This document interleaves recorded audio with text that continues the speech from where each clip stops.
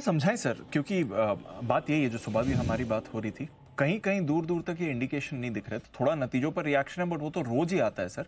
आज ऐसा क्या हो गया जो इतनी बड़ी गिरावट आ रही है? और इंडसइंड बैंक देख लीजिए, बाकी स्टॉक्स देख लीजिए, मिड और स्मॉल कैप्स देख लीजिए, कुछ ऐसा ग्लोबल संकेत नहीं आया। तो ये ट्रिगर आया कहाँ से सर इतनी बड़ी गिरावट का? क्या हुआ है सर? कि कोई ऐसा एविडेंट कारण आज सुबह नहीं है जिसकी वजह से आप ये सोचें कि इतना तेजी से घट सकता है। चलिए, घटने में आप ये कह सकते हैं एफआईज बेच रहे हैं, ठीक है। तो एफआईज तो रोज बेच रहे हैं। पिछले 3-4 दिनों से तो सेलिंग प्रेशर कम ही किया है, बढ़ाया नहीं। पहला। दूसरा, नतीजों के लिहाज से अगर आप सोचें कि घट सकते हैं, तो नतीजों के लिहाज से आज एफएमसीजी के नंबर्स तो ठीक ही थे, कोई ऐसी खराबी वाले नंबर्स थे नहीं, ठीक है। बाकी पीएसयू कंपनियों के नंबर जरूर खराब थे, तो वो घटने लगे। बैंक्स में ऐसा, आप इंडसइंड बैंक के नंबर्स ठीक है, अकेले बैंक इंडसइंड बैंक के खराब है, करेक्ट सर। बाकी तो किसी ने इतने खराब नंबर दिए नहीं। सो ऐसे में कोई ऐसा बड़ा कारण कि इंडसइंड बैंक की वजह से पूरा बैंक घट जाए, या सरकारी कंपनियों के नतीजे की वजह से mid cap small cap share भी टूट जाए। चलो, टूटे टूटे mid cap small cap share में जिस तरह, अब बेसिकली क्या है दीप, है ना, जो हो रहा है मार्केट में वो ये कि लोगों का पेशेंस खत्म हो रहा है।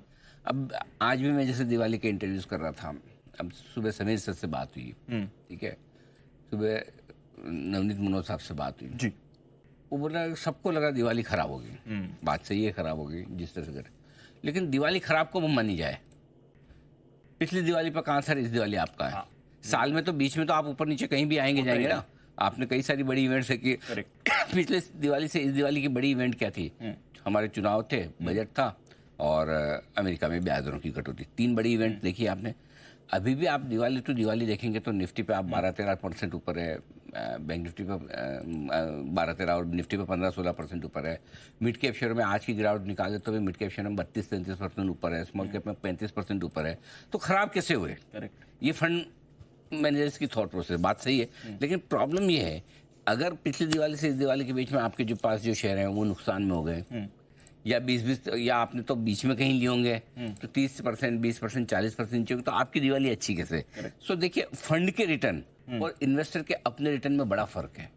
और अब जब आपके अपने इन्वेस्टमेंट्स के रिटर्न बहुत खराब हो, नेगेटिव हो, और फिर आपको लग रहा है कि जो कुछ 2-5-10 बचे हैं जिनमें अभी तक मैं प्रॉफिट में हूँ, लॉस में नहीं जा रहा, पता चला ये नहीं बेचूंगा तो ये भी लॉस में चला जाएगा। 7 दिन पहले जिसकी मैं सोचा था कि नहीं बेचता हूँ, ये तो मजबूत है। कई बार होता है ना कि हम ही सिखाते हैं कि भाई हमेशा करेक्शन में अच्छे शेयरों को मत बेचो, खराब को बेचो, लेकिन खराब तो कभी बिकता नहीं है। उस चक्कर में अच्छा भी नहीं बिकता, अब अच्छा और फिर कम अच्छे से खराब होने लगता है, तो फिर कहीं न कहीं तो आके आप बेचोगे, तो कहीं न कहीं आके बेचने वाला जो काम है ना, वो अब होता दिख रहा है। सो मेरे ख्याल से रिटेल और एचएनआई इन्वेस्टर्स थक रहे हैं, और लग रहा है कि थॉट प्रोसेस जो है ना, एक बदली है। पहले जैसे बाय ऑन डिप्स थी, वो हट गई।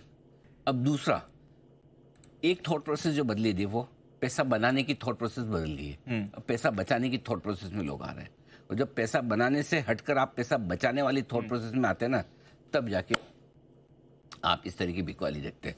तो ये होता दिख रहा है मार्केट में। अब रहा सवाल लेवल्स का, 23,900, 24,150 मेरे लिए निफ्टी का दूसरा बड़ा सपोर्ट लेवल, जहां हमने कहा था कि एक सेकंड इंस्टॉलमेंट आपकी आनी चाहिए। उस रेंज में आप आ गए हैं। आज इंतजार कर लें, वैसे तो आज भी डालें तो हर्ज नहीं है। अगर आप बहुत 1 से 3 साल का व्यू लेकर चलते तो एक सेकंड इंस्टॉलमेंट आपकी 20-25% की आज जा सकती है। थोड़ा सेफ रहना चाहें तो मंडे देख लें, ठीक है, बट उस रेंज में आ चुके हैं। बैंक निफ्टी आपका डबल बॉटम बनाने की प्रोसेस कर रहा है। 50-375, 50-575 की रेंज है। 50-200 हमने फ्लूक में छुआ था, तो 50-200 से 50-500 ब्रॉडली ये मान लो कि आपका लास्ट सपोर्ट जोन एक और है बैंक निफ्टी पे। इससे पहले कि वो ब्रेक डाउन थे, वहाँ पर पहुँच चुके हैं। दीप, एक आंकड़ा बताना चाहता हूँ बैंक निफ्टी पर। 50 ट्रेडिंग सेशन से आप 50,000 के ऊपर बंद हो रहे हैं। 94 ट्रेडिंग सेशन से 49,750 के ऊपर बंद हो रहे हैं। तो ये 49,750 से 50,000 की रेंज जो है ना, ये बैंक निफ्टी आसानी से तोड़ेगा नहीं है। तो बैंक निफ्टी में यहाँ 1-1.5% से ज़्यादा की रिस्क अभी इमीडिएटली नहीं दिख रही।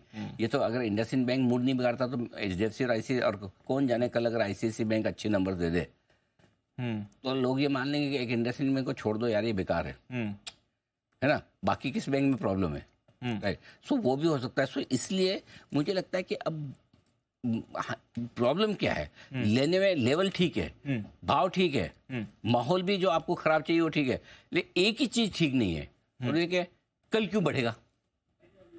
पहले क्या होता था कि कल बढ़ेगा, आज वो कॉन्फिडेंस नहीं कि कल बढ़ेगा कि अगले हफ्ते बढ़ेगा। आप ले भी लोगे ना तो आपको ये पता है कि जल्दी है। सो इसलिए आप अपने बाइंग के डिसीजन को पोस्टपोन करते हो, आज नहीं कल ले लेंगे, परसों ले लेंगे, कहाँ जा रहा है। और जितना आप पोस्टपोन करते हो उतना ज़्यादा सस्ता मिलता है। सो आई थिंक थोड़ा थोड़ा पेशेंस वाली चीज़ है। अगर व्यू साल भर से कम क्या है या 6 महीने से कम का है तो फिर आराम से थोड़ी देर देखिए, स्टेबल होने दे, फिर लीजिए, भले थोड़ा ऊपर लेने पर को मिले। लेकिन ओवरऑल कुल मिलाकर मुश्किल भरा मार्केट है, इसमें कोई डाउट नहीं है। और ऐसे में पैसे बचाने पर लोगों का ज़्यादा फोकस है और वही होना भी चाहिए। वही होना चाहिए ना। आज के लिए जहाँ तक सवाल है बचे हुए सेशन के लिए, जी 23,900 24,150 सपोर्ट जोन आखिरी बचा है, ठीक है।